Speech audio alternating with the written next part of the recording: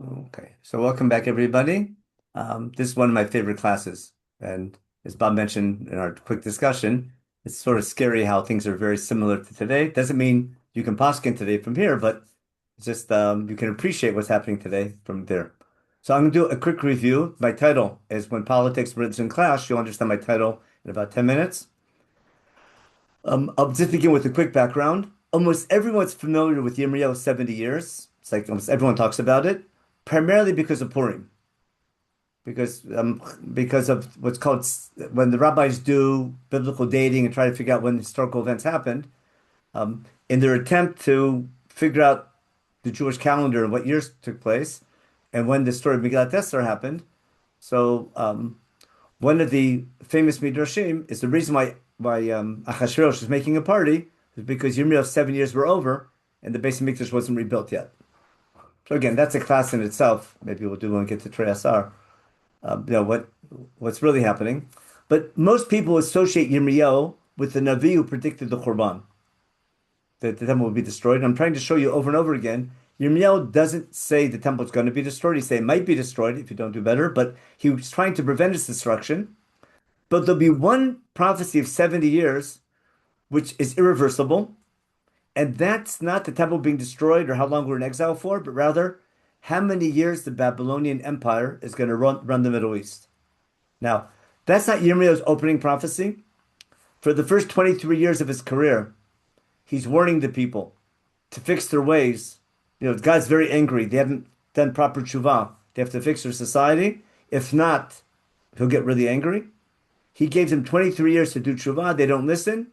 And after 23 years of this warning, we'll see in the 4th year of Yoakim, God makes a decision that's irreversible, that for the next 70 years, Bavel's in charge, and there's nothing they can do about it. And that's going to cause, and what's almost groundbreaking about that, what's so important about that, what's so unusual about that, it's a nevuah that can't be undone, number one. It's almost like Brit Ben Abtarim would be 400 years and nothing you can do about it. Something set. But number two, it's a nevuah which is not a religious decision, but rather a political one. The Navi is getting involved in politics because his prediction that Bavel is going to be in charge of the next 70 years has political implications because it's saying basically put up a white flag to the Babylonians. And when we reach chapter 25, we're going to see the rabbi is basically telling the government put up a white flag and surrender to a international peacekeeping force, and basically give up your sovereignty. And no one can believe that a rabbi would say such a thing. And therefore, because that prophecy is so unheard of and so something people don't want to hear, even though Yirmiyahu was an accepted prophet, that they can't accept. And instead of dealing with the issue, they deal with the prophet, and they want to kill him, and that why Yirmiyahu has to go into hiding, and that's going to lead to a whole chain of events, which explains the rest of the book. So we're going to begin today with chapter 25 and see how this is going to explain how the whole book comes about and why the order of the book is so out of order. So let's start with chapter 25 today. And I'm going to do first just my source sheet. On the source sheet, about the key events that we've been discussing. Yirmiyahu was Navi for 18 years during the reign of Yoshiel, from year 13 to 31, 11 years under Yoakim, and 11 years under Tzidkiyahu. Remember the 40 years altogether. His career begins in year 13 when the tshuva began. We discussed that in the first class. They renovate the temple in year 18. That's I find the Sefer Torah. They make the big Passover. And then things are going great. We call that Reshit Smichat Gelotenu. But as we expected last week, Yoshua goes to war anyhow against Egypt, Paro Necho, on his way fighting the Battle of Carchemish. He dies tragically in Megiddo, and his son Yoakim takes over. He gets angry with God because his father was such a tzaddik and God didn't help him in battle. And of course, and Yoakim is made king by Egypt, and therefore he aligns with Egypt. But despite all that, in year 4 of his reign, the Nebuchadnezzar takes over Bavel. He wins the Battle of Carchemish and begins conquering the Assyrian kingdom. Ashur used to be the superpower. Ashur's been falling, and now in the 4th year, Nebuchadnezzar becomes king of Bavel, and they're going to be sovereign over most of the Middle East for the next 70 years. Not exactly, but close enough. Somewhere between 68 and 72, something like that.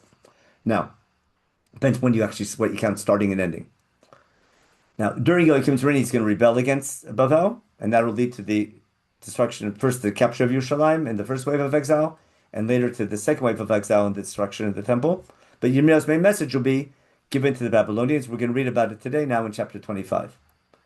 Now, we'll start with chapter 25. We'll read it inside. I'll stop the share and just open up a regular Chumash, a regular Navi, Jeremiah chapter 25. Look how it begins a unit. Hadavar asher yah Yirmiyahu al kol am Yehuda b'shana ha'revi'it, LeYakim ben Yoshua melech Yehuda, ki hashana rishonit leMenachem melech Bavel. This verse, I think we talked about it before, is an anchor of all biblical dating. Because we have a verse that we have two dates. We have the Jewish date, the 4th year of King Yoakim, and the first year of Nebuchadnezzar. Now, we have the Nebuchadnezzar, do a Google search. Maybe I'll even show it to you. Let me see if I have it here. Give me half a second. Where are we? We don't want that. We want downloads. Maybe it's in... There's what's called the Nebuchadnezzar Chronicles. Let's see where I have it. I think it's in downloads. Give me 1 second. I should have shared it with you. Here we go. Yeah. Oh, I have to share my screen. That's why you don't see it. Stop share. Where are we? Zoom. Okay. Share. That's it. No, we don't want that. We want this. Yeah, that's good enough. See the Nebuchadnezzar Chronicle? You can Wikipedia it. It's real easy. Download it. Just look for that in Wikipedia. That's a document they found, which is also it talks about how he comes into power, the first 11 years of his reign, and basically from 604 to 597. It coincides perfectly with everything almost perfectly with everything in Sefer Yirmiyahu and Sefer Menachem. Mentions the battle of Karkemish against Paranachol, and then the siege of Jerusalem. Now, it doesn't include Jerusalem being destroyed, the temple being destroyed, because it only goes up to 597, but includes Galut Yehoiachin, and it matches exactly the same 3 months of Galut Yehoiachin that he reigned for. Works out perfect. Anyway, you can check that later on. But based on that, we can date all biblical dating, because in Sefer Melachim, we have all the dates of the kings, and we can work backwards, and that's how you get to King David being about 1000 BCE. Again, that's it in biblical chronology. That's one of the big topics. Now, let's get back to our topic. Chapter 25 in Yirmiyahu. Okay. Now, this is the word of Yirmiyahu to Yehuda and all the people living in Jerusalem, saying, now he's giving like a parent.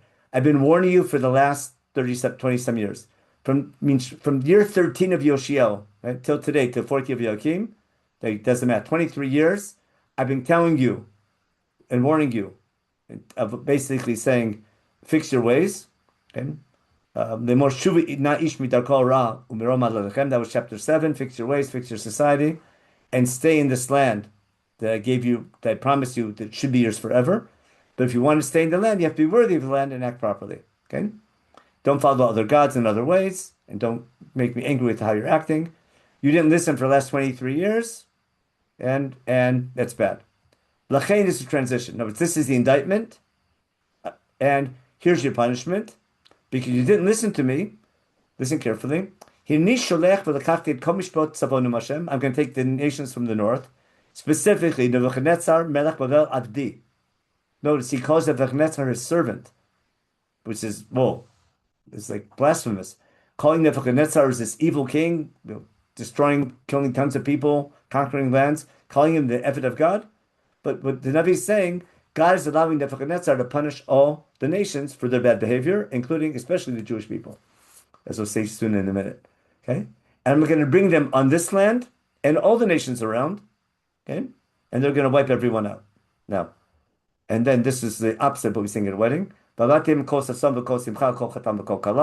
be so bad, no one will be getting married. There'll be no more smachot, etc. Okay, and this land will be destroyed and all these nations are going to be subservient to the king for 70 years. Now, he doesn't say the temple will be destroyed. He says, we'll see in a minute, Bavel will be in charge for 70 years. And we'll see in a minute, chapter 27, you can stop the destruction if you put up a way for like the Bavel. Okay. But after the 7 years are over, I'm going to punish Melech Bavel for what he's done. Okay.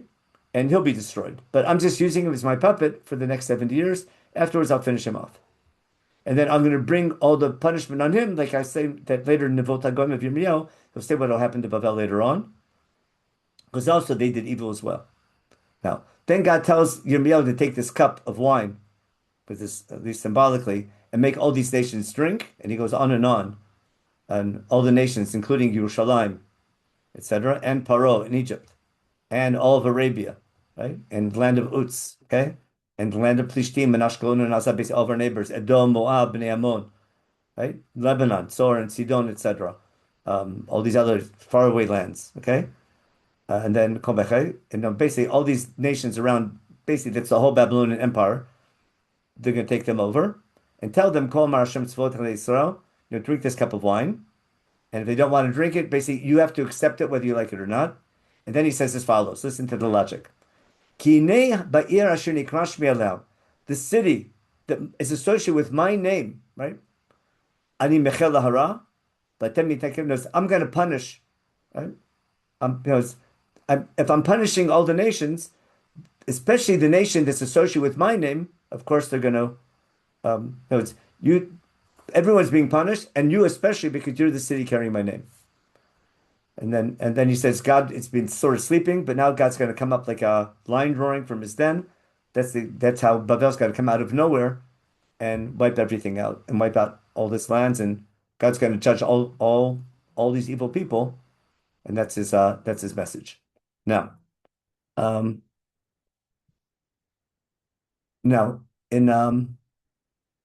right afterwards, chapter 26 is going to be the story of his trial, which we'll go back to later on. In chapter 27, he gets more explicit. Chapter 27 has a very interesting header. This will be the next couple of weeks, the next couple of days in Shnayim LeYom. Okay, in the beginning of the reign of Yehoiakim ben Yoshio, okay, this was the word of God to Yirmiyahu, and we'll see in a minute it was also given during the reign of Tzidkiyahu. Okay, what's God tell Yirmiyahu to do? Yirmiyahu says, take a yoke. Now, a yoke is used. Let me stop this here for a minute. If you're a farmer plowing a field, you use an ox to plow the field. To use the ox power to plow the field, you have to attach the neck of the ox to a yoke, and then with reins to the yoke, and that's Bosrot Motot on the O. Now, what he's saying is, he's using this analogy. You need to give in to Babylonian rule, and therefore accept the yoke of Bavel. Now, how do we use this in modern day in halacha? When we say Shema, it's called Kabbalat O Malchut Shamayim, accepting the yoke of heaven. Now, God doesn't put a yoke over us, but a yoke is a symbol of subservient to a higher power. So it's just like the farmer wants the ox to work for him and uses power to serve him. God wants us to use our abilities, human beings, to serve God. So accepting the yoke of heaven means dedicating your life to serving God. In a similar way, God's telling Yirmiyahu to tell the people, put yourself under the yoke of Bavel. To do this, Yirmiyahu walks around with a yoke and sends yokes to all the leaders of all the nations. Now we're going to see there was a rebellion being planned during the reign of Yehoiakim against Bavel, and there was another rebellion 5 years into the reign of Tzidkiyahu. And this chapter combines them both together. Now he says, send this yoke, okay? Take this yoke with the reins, etc., and put them on your shoulder, over his neck. Basically, Yirmiyahu walks around with a yoke as a symbol, and take more of these yokes and send them to the king of Edom and the king of Moab and the king of Ammon and king of, so basically the whole Middle East is coming. Their emissaries are coming to Yerushalayim, to Tzidkiyahu, the king of Judah, and they're coming to meet, planning the rebellion.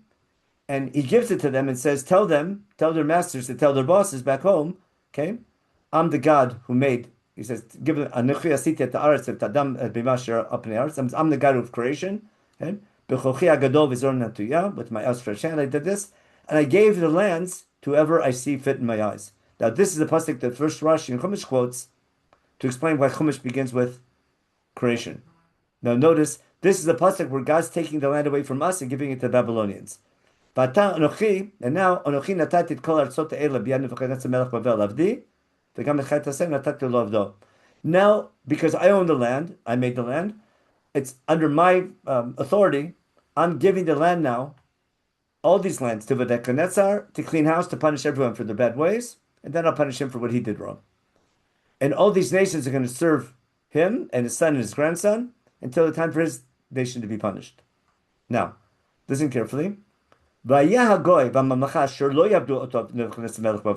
Any nation who doesn't accept the yoke of Bavel. One second. Am I sharing? I'm not sharing my screen. My mistake. Thought I was doing something wrong. Tell me next time I don't have my screen on. Screen. There we go. Okay. Now he says as follows. By the way, this pasuk that he's saying, introducing, I'm the God who created everything. I'm giving the land out to the Babylonians. This is the pasuk that Rashi quotes in the beginning of Chumash. Remember Rashi's first question? Why does Chumash begin with Bereshit? So often that first Rashi is often misunderstood to tell us the land of Israel belongs to us. No, the land of Israel belongs to God, and He gives it to whoever Asher Yashar Beinav.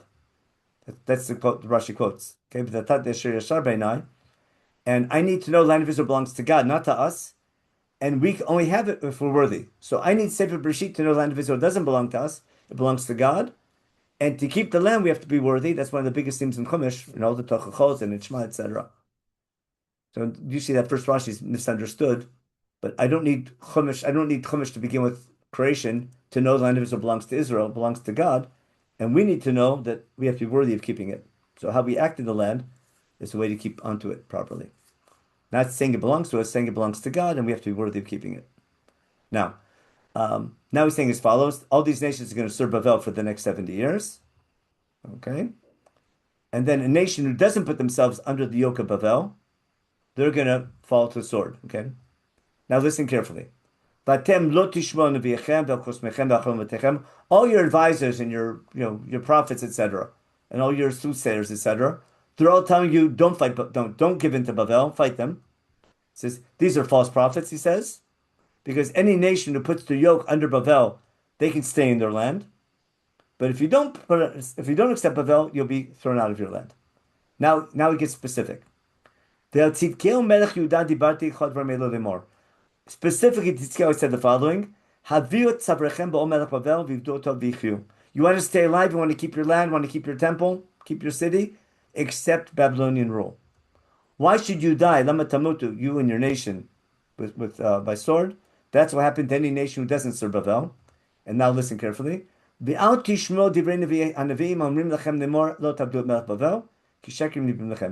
listen to your prophets who are telling you in the name of God. They think they're right. They're saying in the name of God, fight Bavel, and we're going to win. As all of Yirmiyahu's colleagues, who are God's prophets, who claim to be God's prophets, are telling the people, just pray harder in the temple, believe that God can help you, and fight Bavel, and you're going to win. Yirmiyahu is telling them that'll bring destruction. Put up a white flag to Bavel, you're finished. And that's God's decision because you didn't fix your society. Now he says, these Nevi'im are speaking in the name of God. God says, Ki lo shalachtim newmedia, I didn't send them. Ve'hem nibim bishmid l'shaker. These aren't false, these are God's prophets saying things in God's name that God never said. In other words, they're not gods of other gods. They're not prophets of other gods. They're prophets of our God. They're the classic religious leaders of the people who are telling the people, giving the people political advice, telling them, we should fight the Babylonians and God will help us. And Yirmiyahu is saying, don't fight the Babylonians, God's on the other team. And if you listen to them, that's going to make you lose your land. And it's not just the Nevi'im, even the Kohanim.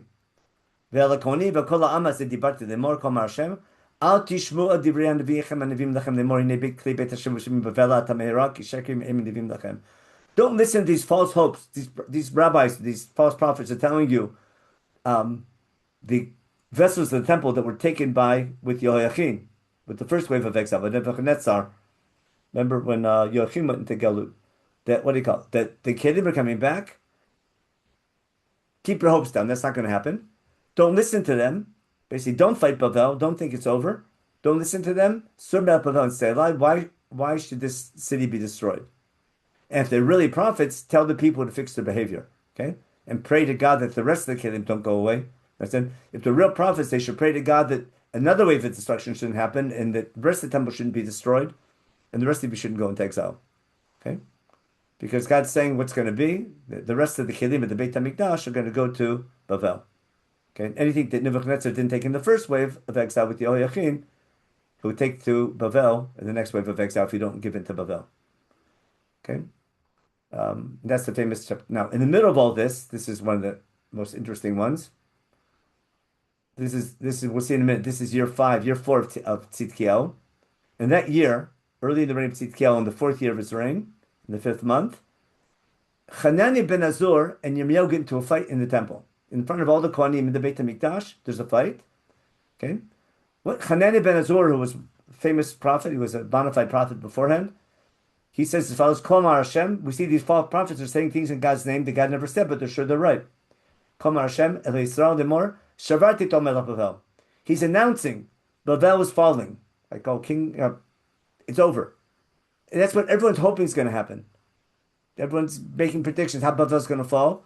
And it's based on something, because if you follow the Babylonian Chronicle and you follow their history, during these years, 5, 6, and 7 of Tzidkiel, Bavel's having trouble on their eastern front, and they're leaving Yerushalayim, and basically things are looking good for the return of sovereignty and the exiles coming back. Okay, he says, "Ba'od shnatayim yamim, in 2 years' time, I'm going to bring back to this place all the kelim that Nebuchadnezzar took out. They're all coming back, not after 7 years, but after 2 years." Okay, and Yechoniah, the king of Yehuda, is going to come back, and all the galut that went into exile, they're all coming back. It's only been a couple years, they're coming back. Okay? Because I'm breaking the yoke of Bavel. Okay? And Yirmiyahu says, Hananiah halvai, I wish you were right. Okay? I wish God you were right, but you should know you're putting your career at risk, because if you make a prophecy for good, it should happen. If it won't happen, it'll prove you're a false prophet. Okay? Hanani is angry because Yirmiyahu accuses of being false. Hanani, the Navi, takes the yoke on Yirmiyahu's shoulder and he breaks it in public. Okay? Hananiah says in front of all the people, okay? Okay? I'm going to break the yoke of Bavel in 2 years from all these nations. And Yirmiyahu, nothing he can do. Basically, and there's a big public debate between Hananiah and Yirmiyahu. Yirmiyahu loses the debate. Hananiah gets a standing ovation. And everyone's sure that Bavel is going to fall within 2 years. And this is 5 years before the temple is destroyed. Or 6 years before the temple is destroyed. But you see the false hopes? That's the atmosphere that's going to lead the rebellion of Tzidkiel. And we're going to see exactly the next year is when Yechezkel sees God leaving the temple and going to Bavel. That's a class in Yechezkel. We'll do in a week or two. Okay. Now, after Yirmiyahu said this, God appears to Yirmiyahu and tells him, "You're right. Hananiah was wrong. You were right. Go tell Hananiah, you broke wooden ones. I'll make metal ones, a metal yoke. Okay, I'm going to put a yoke of metal on you now, Nebuchadnezzar."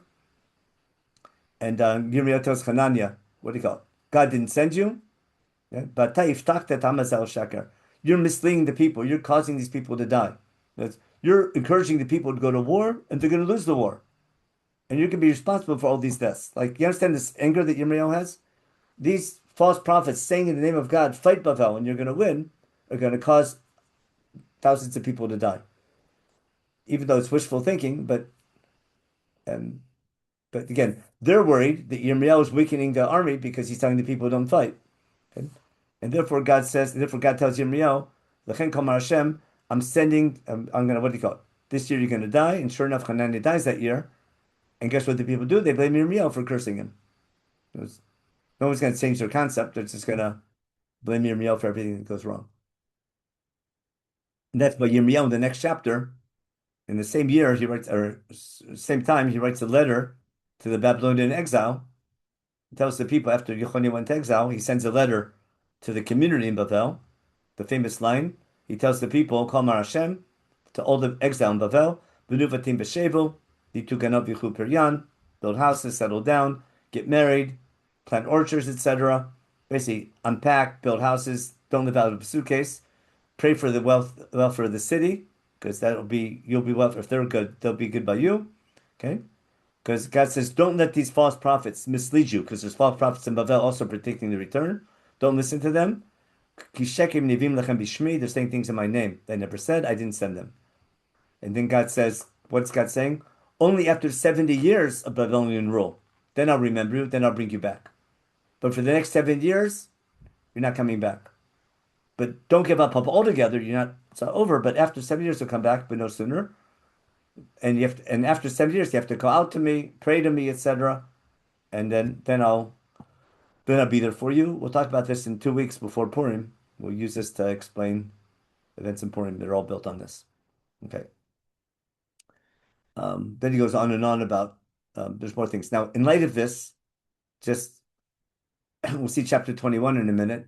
Now, why it's out of order. In chapter 21, during the reign of Tzidkiyahu, this was the beginning of the prophecies that have dates with them.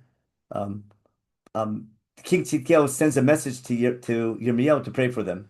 He says, "Drash na badenu al Hashem ki v'nechem bavel necham aleinu." The king sends a message to Yirmiyahu, pray for us, because Bavel's fighting us. Maybe God will do some miracles and save us. Okay? And Yirmiyahu tells them, go tell your boss the following. Okay? God's on the other team, basically. Yes? Don't pray to God, God's on their team. He's with the people putting the siege on the city. Okay? He says, I'm fighting against you, God's saying, with outstretched hand. I'm going to wipe out this city. Okay? And then Tzidkiyahu is going to go into exile, and all the Kelim are going to go to Bavel, and the temple will be destroyed, and there'll be no mercy. And tell the people, Kom Hashem, I'm giving the city. I'm giving you a choice between life and death. Hayoshe birazot, you stay in the city and fight, you're going to die, either by sword or by famine or by disease. And anyone going out and putting up a white flag and giving into the Kasdim and going to the other side, he can stay alive. He's telling the people to desert the army and go to the other team. Kisamti panai be'irazot, putting my face on it. I've had it with this city, not for good. Okay, I'm going to give it to the Babylonians. And tell the king of Judah, saying, okay, Dida laboker mishpat, Batzil gazot. If you want to save the city, put up a white flag and just do tzedek mishpat. That can save the city from destruction. But don't think you can win it by fighting. That's over. Now, and so this is a story during the reign of Tzidkiyahu, but you can see now. You understand my title. Yirmiyahu is giving a prophecy which, in essence, is political, and no one wants to hear it because no one wants to give up their sovereignty, and no one wants to be taken by the Babylonians. They say, "How could that's going against everything we've been taught?" No. On top of that, now they don't want to believe him.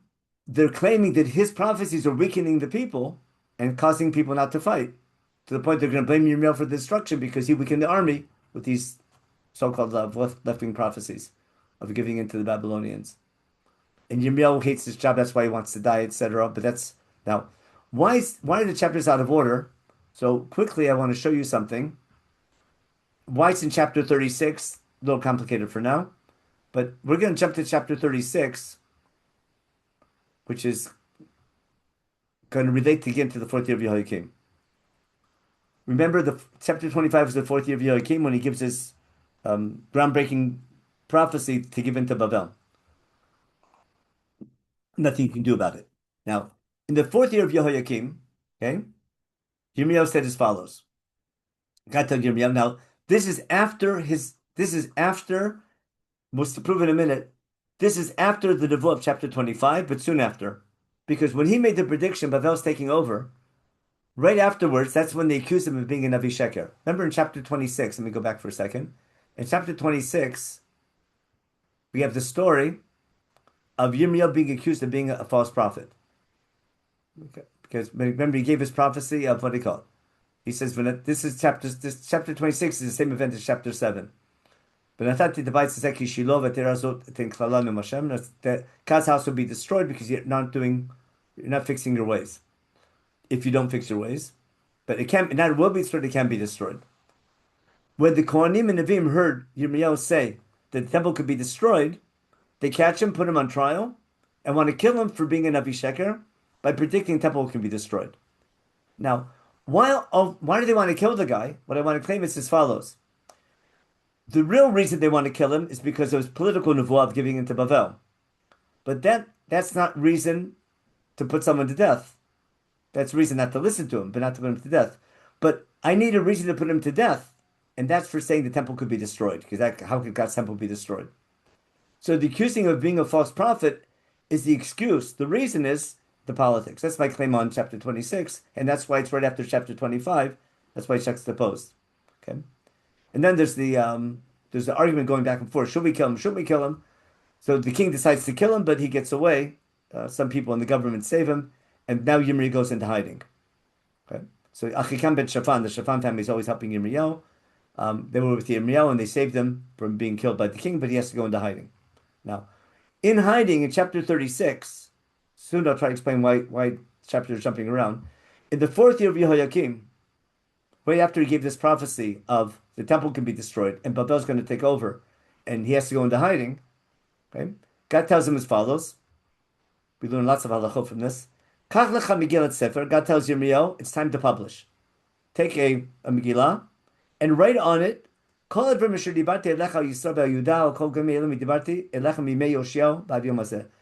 last 23 years I've been giving you nevuot. It's time to publish. Take all of your warnings, everything you've said for the last 23 years since you started a career about warning the people what might happen, and put it in writing. Okay? Maybe they'll see what's going to happen, Babel taking over, and maybe they'll do proper tshuva, fix their ways. I'll forgive them for their sins, but they have to give in to Babel. Maybe they'll listen, give in to Babel, and just focus on building a just society, and leave politics. It's God saying your punishment for being unjust is you've lost your sovereignty, and you have to be under foreign rule for the next 70 years. So Yirmiyahu reads all of his nevuot to Baruch ben Neriah. Baruch writes them down. He's a scribe on the Sefer, and Yirmiyahu commands Baruch, saying, "Ani etzor." I'm basically under house. I'm in hiding. Basically, I'm held back. I can't be seen in public. I can't come to the Mikdash because they'll kill me. There's a warrant out for my arrest and I have a death penalty on me. I can't come to the house, God, but you can go. You go. Take this Megillah you wrote that I read you, right, from the words of God. Bring it to the house of God on a fast day, and tell this to the people of Yehuda. That was Yirmiyahu was telling Baruch, his scribe, take this Megillah, which is everything I've written for the last 23 years, and read it in public in the Beit HaMikdash on a fast day. In other words, read it to the firm people, coming and praying to God on a fast day. Now, what fast days are there? The only fast days at that time, other than Yom Kippur, would be a fast for rain. Yeah, now if they listen to this thing, maybe they'll daven, and God will stop Babylonians from coming if they put up a white flag. So Baruch ben Neri does what he's told, and what happens? The next year, in the 5th month, in the 5th year, in the 9th month, which means it's rainy season, there was a fast in Yerushalayim, probably because of the drought. Either because of the drought, because the 9th month is when you have Taniyot, that's Masechet Tanit if it's not raining. People are davening, maybe also praying for, not just for rain, but also for military help against Babel. Baruch reads this book in public of all the things Yirmiyahu said, okay? And Shaphan's grandson, Michael ben Gemariel ben Shaphan. Remember Achikam ben Gemariel ben Shaphan? There's Gedaliah ben, there's a whole Shaphan family, like Gedaliah as well. The whole Shaphan family is very involved in everything. But Michael ben Gemariel ben Shaphan, here's Yirmiyahu reading this thing, and he goes and tells Daddy, because Daddy's in a government meeting nearby. So Michael, Shaphan's grandson, goes to his father. There's a government meeting going on, and in the meeting is Elishama Sofer and all these big important people. We found a lot of their bulle in excavations in near David, and basically all the ministers are having number. And Michael goes and tells them everything that's going on in the temple that he's reading. So the ministers send Baruch. And a guy named Yudi ben Netanyahu, see, I guess I'm named Netanyahu back then as well. Tell him, take this Megillah that you read, take it from Baruch and bring it to here. Right? So Baruch takes the Megillah and gives it to the ministers in the government. Okay. And they told Baruch, Shevna Ukraina baznenu vayikra Baruch baznehem. Instead of reading it to the public, it says before you read this in public, they started reading in public, they got angry. So he said, we want to see what's written in here. There's something here that we might not like. Now, so Baruch ben Neriah reads it to the ministers in the government having a government meeting. They got scared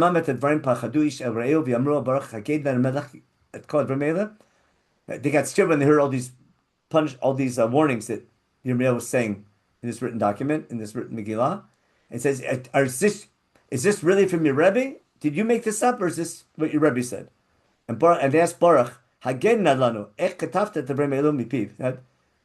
Is this your interpretation, or is this exactly what Yirmiyahu said?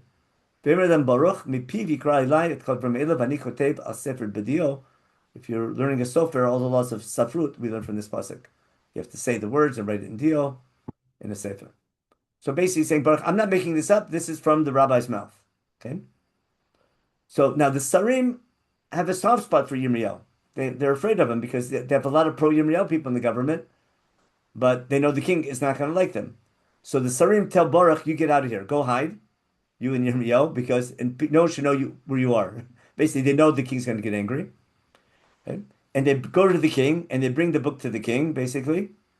And Yehudi reads this book, this Megillah, and takes it and reads it in front of the king, in front of all of the king's ministers, etc. The king's listening to this Megillah in his winter palace, because it's the 9th month, and because it's cold outside in Kislev, the furnace is burning. And when Yehudi would read 3 or 4 lines of this Megillah of prophecies, the king would take it and rip it and throw it into the fire. Okay? Basically, in defiance of what Yirmiyahu was saying, he's burning it up. Now, the ministers and government weren't afraid. They were adamant against Yirmiyahu, and they took Yirmiyahu's book and they burnt his book. Okay? And Elchanan and Daliel and Gemariel, that's Gemariel ben Shaphan, was what do you call it? Telling the king, don't burn it. Like they didn't know. Some people in the government were pro Yirmiyahu, said don't do it. But the king didn't like it.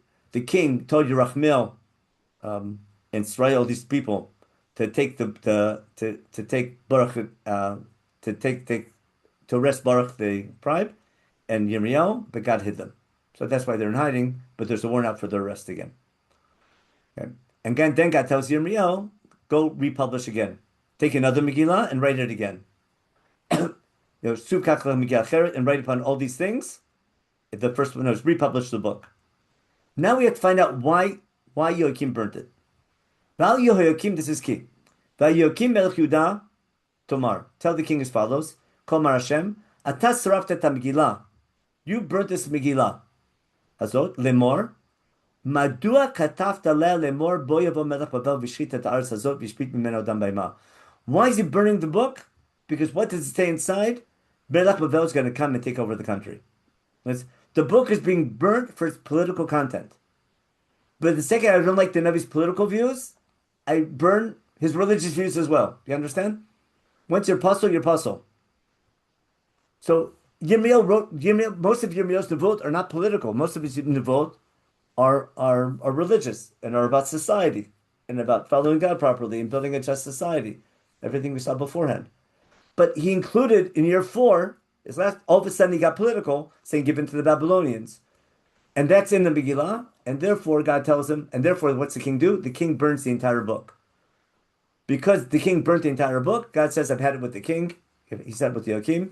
Therefore, Kol Mar Hashem al Yoakim melech Yehuda, that he won't have a survivor on the king's, what do you call it?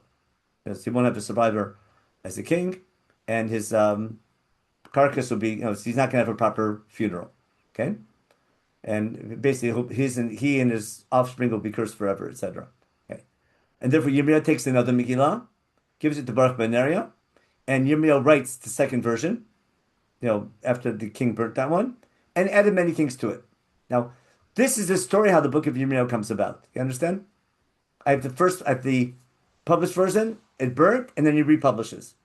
The Making of a Rabbi, I think. What was the book that Rabbi wrote that was put in Cherem and they had to republish it? The Making of a Gadol. The Making of a Gadol, yeah. Rabbi Kamenetsky's book, yeah. So the second version was sold like crazy because the first one, once the book is in Geniza, then it makes it more popular. Now, look where chapter 36 is. I call chapter 36, I call it a Sipur Misger. It's a story about how the book comes about. Let's go back to the beginning of our outline of the book. Do I have my outline here? Ooh, give me a second. Let me go back to the outline we did last week. Downloads, documents, give me 1 second. Sources, Navi, no, sources. Navi. You want Yirmiyahu outline. Yirmiyahu. My mistake, 1 second. I want to show you why that last chapter. Where's my outline? Yirmiyahu. Timeline, order of chapters. Here we go. Okay, here. Oh, now I have to share my screen. My mistake again. Yirmiyahu, share. Okay. Here's a review of what we had in Yirmiyahu so far. What you've been reading. Chapter 1 is being appointment. Chapters 2 to 10 was rebuke. Look, I'm going to claim this the Megillat Sefer. We'll see why in a minute. Okay. 2 to 6 is the time period of Yoshiel we saw. 7 to 10 we proved now was from the time period of Yoakim, because chapter 7 was exactly chapter 26, which is the 4th year of Yehoiakim. And 11 to 20 are going to be the added units that were added to it. We'll see how it came about in a minute. But remember, all these chapters, other than a quick allusion to the time period of Yoshiel in chapter 3, verse 6, had no names of kings, no date stamps. In the first 20 chapters, there's no date stamps. From these, chapter 1 has its introduction, but chapters 2 through 20, it doesn't say when they were given. And you have to work backwards to figure out when. And the end of chapter 20 is when Yirmiyahu says he wants to die, and Bush was never born. That closed up chapter 1. Now, from chapters 1 through 29, what I want to claim is all flammable. We'll see it in a minute. Everything from chapter 1 through 29 is something that would be burnt. Because it all talks about giving into Bavel, giving into the enemy, how bad the king is. It's just, everything there is, I call it flammable. I'll explain what I'm getting at in a minute. In other words, if I read chapters 21 through 29, almost its entire content is all flammable. It's something the king would burn. Now, it's going back and forth between different time periods. Between 21 and 29, we're going back and forth between Tzidkiyahu, Yehoiakim, back and forth all the time. But everything there is flammable. In chapters 21 through 23, it's giving into, we read already 21, giving into the enemy. 22 and 23 rebukes the kings and how bad everybody is. And rebuking basically he's ranting on the kings and all the prophets and all the leaders. Chapter 24 is saying how the people in Bavel are going to be the future of the Jewish people. People of Jerusalem are finished. Okay? And then chapter 25 to 29 is the decree of 70 years and its implications. Then we have the Vot of the Chama in chapters 30 through 34. Later we'll see why 35 goes with 36. But that's basically 36 ends. It's a story about how the book was burnt. Or the original book was burnt. After chapter 36, the book is over. Why?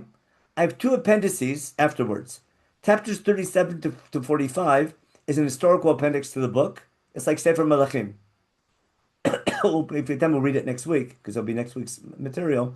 It's a story of what's called the Churban of the Beit and the story of Gedaliah, and the people in the end going down to Egypt and everything that happened was called Tzum Gedaliah's story. But it's a story of the destruction, but written in stuff Sefer Menachem. It's about Yirmiyahu, but it's not the same style as the first 36 chapters. It's not Nevuot he's giving of rebuke. It's rather what happened. It's like Sefer Menachem style. Chapters 46 through 51 are devoted to the other nations, which is a separate topic as well. Then the epilogue is the story of destruction again in 52. But as far as the Nevuot of Yirmiyahu, they're over in chapter 36. And that makes chapter 36, I call it Sipur Mizgar. It's a story about how the book came about. Now here's my claim of what happens with the book and with this. My claim is as follows. Yirmiyahu is told to republish. Again, if he republishes his book, what'll happen? It'll get burnt. Why will it be burnt? First, for its political content, right? What would he need to do? I can reprint the non-flammable stuff, being about tzedek mishpat, about Shabbat, about being kind and nice, and about serving other gods. I call that from Yirmiyahu. That's like everybody else. That's not flammable. Anything political is flammable. And therefore, what I want to claim is chapters 2 through 20, or 2 through 19, 20 cents alone. 2 through 19, starting with Shimud Dvar Hashem, it's a more generic one, are everything there from chapters 2 through 20 that don't have a date stamp are all part of the original Megillat Sefer and the add-ons, but they're non-flammable, means they're non-political. and they can be taught and read, and they're not going to be burnt. Everything from chapter 21 through 36, or through I'm sorry, 21 through 29 is flammable in the sense it can't be said publicly. And it was in Geniza. But when it was put into Geniza, it came with the date stamp. So what we have later on, Yirmiyahu doesn't write, our Sefer Yirmiyahu wasn't redacted was redacted at a later time. There's probably the time, beginning of Sheni, they had all these different collections of Yirmiyahu's Nevuot, and they had to put them together. But the main book of Yirmiyahu are the first 20 chapters. That was floating around, and that wasn't burnt. That could be republished. And that was the classic Yirmiyahu stuff. They call it from Yirmiyahu. There's a lot of other Nevuot of Yirmiyahu that were in Geniza. They couldn't be made public. But they were around, but they were kept hiding until the Churban. Now, once the Churban happened, then they could become publicized again. But when whoever redacts Sefer Yirmiyahu, I'll call it Anshe Knesset Agdola, whoever put Yirmiyahu, our Sefer Yirmiyahu together, it begins with the first 20 chapters, which is the Yirmiyahu that everyone knew, that was published, that they called the non-flammable stuff, because that was read all the time. And then all the political things were added afterwards. In what order? In thematic order. Again, later we have to talk about what's the order within it. But from chapters 21 through 29, everything has a header. But everything has a header and has a timestamp in it. But it's all flammable. It's all nevuot that the king would burn. There's a logic to the internal order, but that's why we're going back and forth between Tzidkiel back to Yoakim, back to Tzidkiel again, based on the topic. Then when that's over, the last parak is going to be how the book came about. That's chapter 36, which is the 4th year of Yoakim, but about the book being burnt and God telling Yirmiyahu to publish the book. That explains how the book comes about. And then I have two appendices: the history of the Churban, followed by the Nevuot of other nations. And that explains why the book's out of order. But why even it's out of order? What's the logic of the order? Anyway, that's my claim on the theory. That's thing. Yeah, I'll send you guys the source sheets. That's easy. That's no problem. I'll send them right now. Let me share. That's in the chat. I can do that. What's the punishment for false prophets?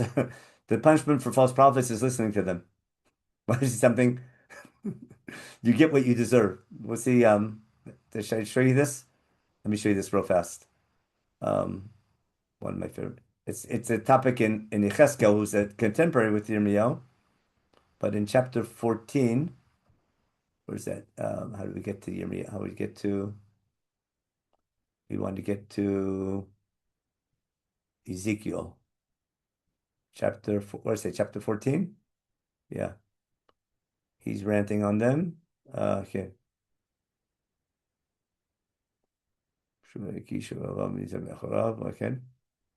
Okay. Vanavi kifuteh. Okay. If a Navi who's like seduced and speaks in my name, okay, I'm going to punish that Navi. Okay, listen. Benasu avonam. Yes. What's the punishment of this Navi? They'll carry the punishment. Kavon hadoresh, kavon hanavi. Right? Who gets punished? Who's the doresh? Doresh are people wanting to hear the nevuot. What he's saying is, why are the false prophets giving all these false prophecies? Because that's what people want to hear. The prophet's saying what the people want to hear, not what they need to hear. And therefore, who's responsible for the false prophets? Who's responsible for the rabbis misleading the people? The people who want rabbis to say what they want to hear, not what they need to hear. And that line of Yecheskel is so harsh and so sharp. You understand? Kabona doresh, kabona navi. The doresh, someone who's doresh the navi. Remember, Yecheskel says, I'll give you an example in chapter 20. The people go to Yecheskel. This is the best example. And the 7th year of their exile, like a couple years before the Churban. Bo anashim yistiknei Yisrael lidrosh et Hashem. Men, elders of Yehudah who were in exile, came to the prophet Yecheskel to pray for them, and lidrosh et Hashem, right? And God tells Yecheskel, Ben Adam, daber ziknei Yisrael v'amar talem kol Hashem, hadidrosh oti etem ba'im. You're coming to ask God what He can do for you. I'm going to ask what you can do for God. Instead of telling him good prophecies of return, no, be judgmental of them, tell them how bad they are, why they don't deserve redemption, and he goes and rants on them how bad they be, why they don't deserve to be redeemed. But lidrosh et Hashem is when you want to hear good news, and the punishment that the false prophets are saying what people want to hear, and therefore the people are punished for the false prophet because they don't know who to listen to. Now they should listen to Yirmiyahu, but you understand why they don't, because all the false prophets are saying what people want to hear. That happens a lot. Remember that with Achab, there's 400 prophets saying go fight, but there's always this group. I'll be really mean for a minute.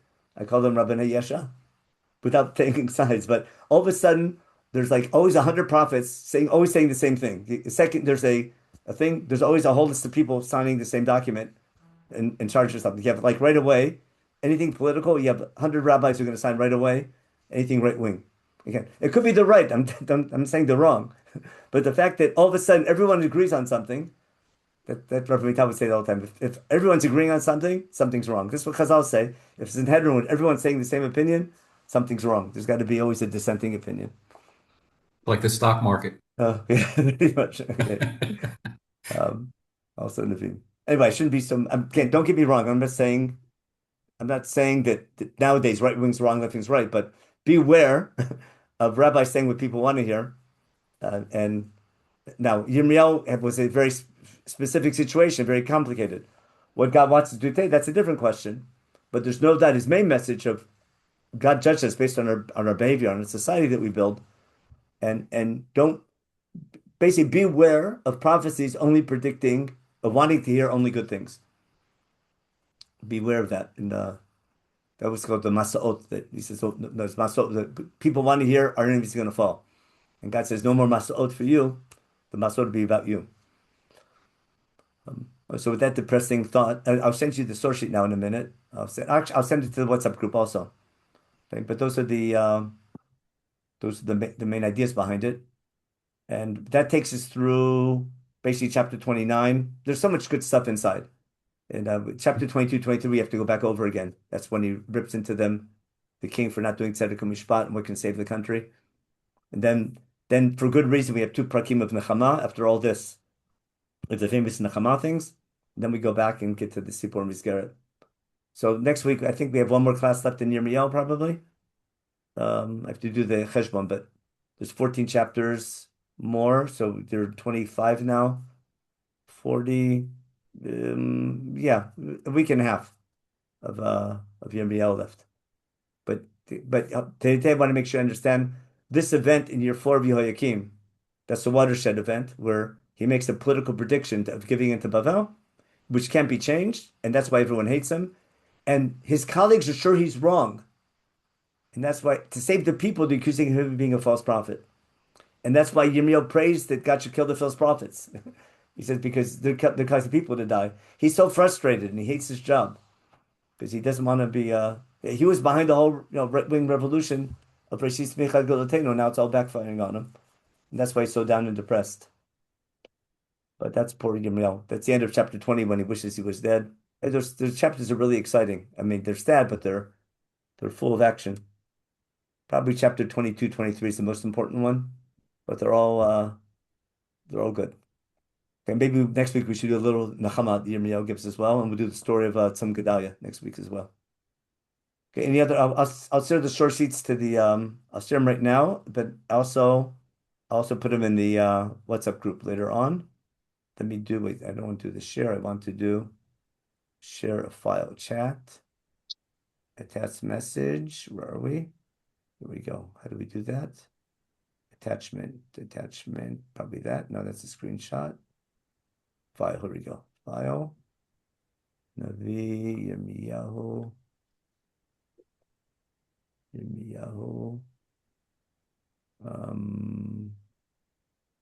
Okay.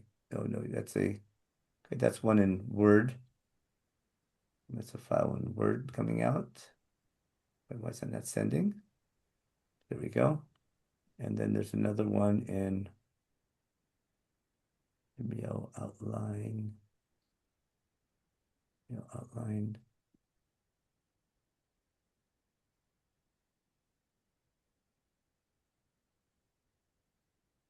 One second.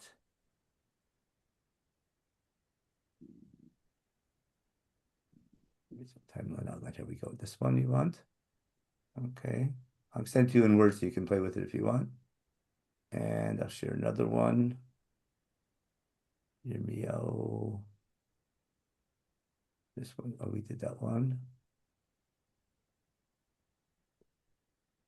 It's 2013. This is a good one also. Maybe I'll send more stuff later on, but this one we wanted. Can you answer the questions on the chat? Let me go take a look at it real fast. Okay. Okay. From Benji. Why doesn't Tzidkiel do something about the Nevuah which undermines his rule? That's why Tzidkiel actually wants to listen to Yirmiyahu. His ministers won't let him. Tzidkiel is going to secretly. I'll show you something about Tzidkiel in a minute, which is like really amazing. The advice for false prophecy is having false prophets. So she's okay. Sefer says, "Oh, Sefer looks like it's written today." That's for sure. Okay, and any other? What were the other questions? Other than chapter 22? I was just asking. I mean, this may be a big question, but why is submitting so important? I mean, first of all, I assume he's saying even if they do tshuva, that's not enough. It's not going to help. Yeah, that's what he says. Tshuva won't help anymore. They're in charge for 70 years. That's the tshuva. Accepting foreign sovereignty, that's your punishment. That's why it's so harsh. We can't understand such a thing. It's unheard of. Imagine a rabbi saying today, accept a UN peacekeeping commission and give up your sovereignty as a Jewish state. No one would accept that. I'm not saying we should do that either. Don't get me wrong. But imagine if a rabbi said that, they'd call him a false prophet. Remember every sikha about how important sovereignty is, having a Jewish state, and all things like that. But read the first Rashi and Chumash, and read what we say every day in Shema, and every Tochacha.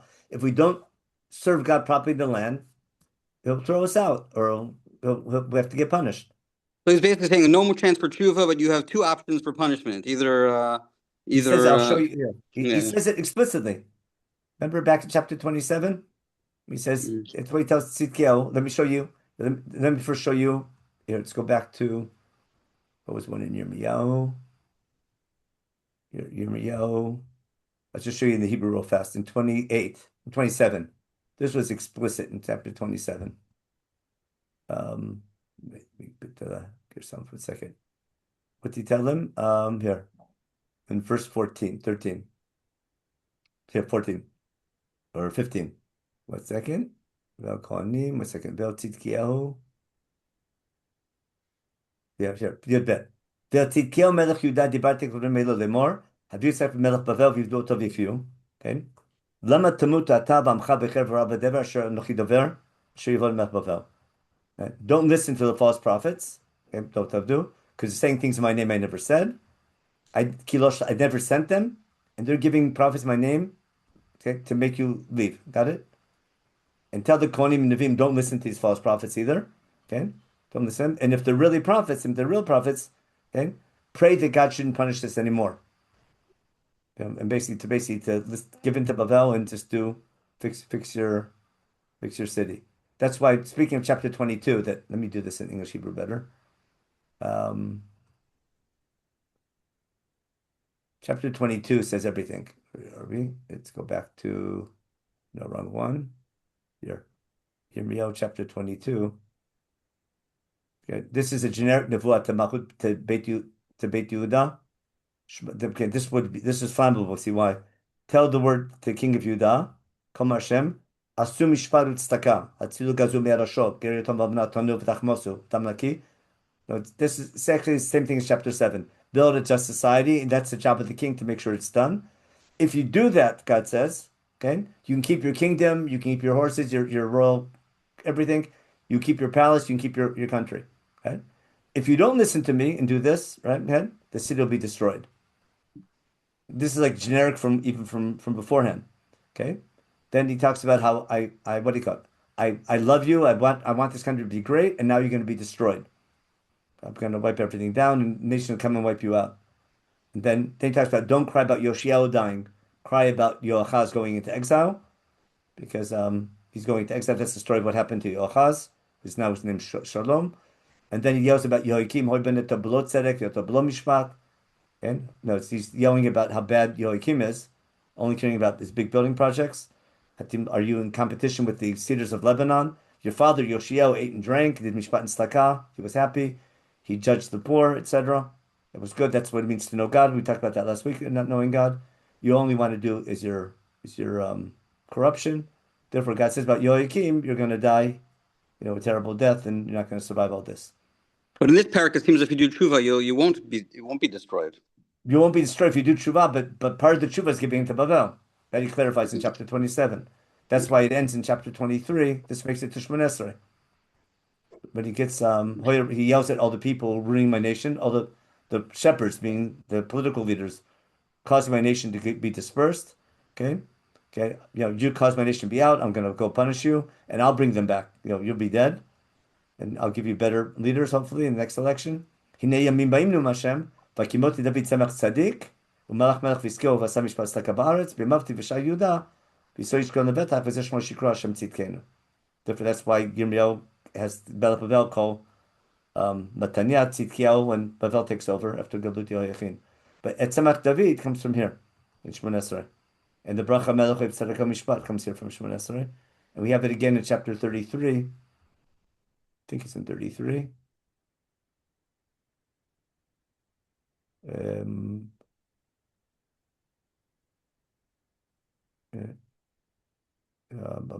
sorry, beforehand.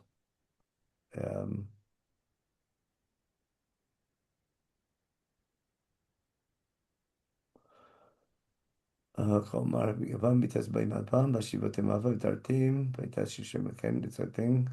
Od Yishama comes from here. It will be Kol Sasam Kol Simcha. Okay. And it's still come back here. Here it is. Hinei yamim ba'im nu Hashem hakimoti et davar tova shedibarti abeit Yehuda v'beit Yehuda. Okay. Bayamim mahem beitahi atzmiach David tzemach tzedakah. V'asha mishpat tzedakah ba'aretz v'yamim mahem tivasha Yehuda v'yishem tishkon levetach v'zeh shikra Hashem tzidkenu. So Tzemach David comes from those two psukim that makes it to Shemon Esrei every day, which is the way that if you want prayer, when you pray for redemption, you're not praying to God bring redemption. You're praying to remember how you need to behave to be worthy of redemption. That's Melech right after the Kabbalah Shofar Gadol Cherutenu is the next bracha is Melech Tzedakah Mishpat, and then Allah Tzedikim goes back, and then to rebuild Yerushalayim, it's based on Tzemach David, which is doing Mishpat and Tzedakah. If you know the psukim that Shemon Esrei is building on, the purpose of Shemon Esrei is not to pray to God to bring redemption, it's to pray to God to remember how we need to behave to be worthy of redemption.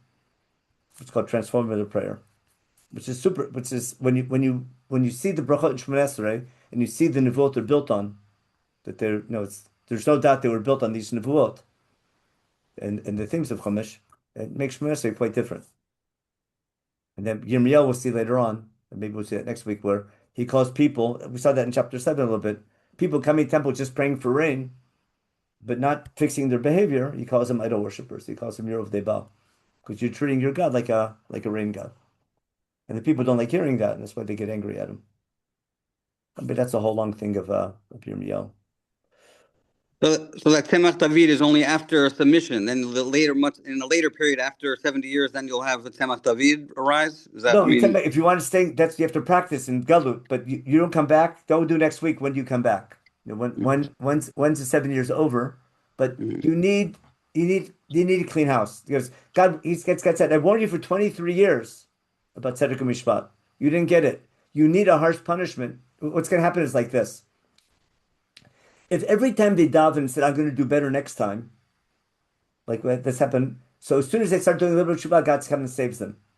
But they don't finish the job off, and they don't do proper tshuva. Remember? Yoshia does tshuva, but it's not enough. So God helped them out in the beginning. But if every single time we begin to do tshuva, God saves us, but we don't finish the job off and don't build a just society, what conclusion will people reach? All you need to do is say, I'm going to do better. It's just pray. All I need to do is pray, but I don't have to fix my ways in the end. Because if God answers prayer right away, before we fix things the way they should be fixed, you pray to remember, to show God, save us so we can do a better job. So God, if he sees that good intention, he'll come and save you. But if every time he saves you, right, you only say, okay, I'm saved, now I go back to normal, and I don't fix my ways, and don't finish the job off and fix my ways and build a society properly. Right? If that happens over and over again, people will think the only thing I need to do is pray and not to fix society. So God says 3 times, 4, and then that's why God says it's enough is enough. That goes back to why we're being punished for Bechatot Menachem. Was the Gzar Din was the time of Menachem. God's not giving us an extra chance again because we didn't do proper tshuva. We're being punished for our own sins, but the reason why God's not giving us another chance is because of Bechatot Menachem. If you said we'll go back and we'll do that next week as well. Why Yirmiyahu is blaming it in Bechatot Menachem even though they're sinning now. It's a real strange pasuk in Yirmiyahu. That'll be the explanation for. But you understand why Yirmiyahu is in. So it's why he hates his job and he wants to die and curses his day he was born. Why no one likes to learn Yirmiyahu. But my explanation of how the book came about is based on that burning the books. I think that makes it. The only explanation I have that explains why the book's so out of order. But we check it all the time. Everything from chapter 21 onwards is flammable, and everything beforehand is not flammable. Already, okay. Wait. Yeah, real quick. Thank you. Okay, sure. Okay, have a good week, everybody. We'll see you next week. Thank you. Thank you. Leibtag.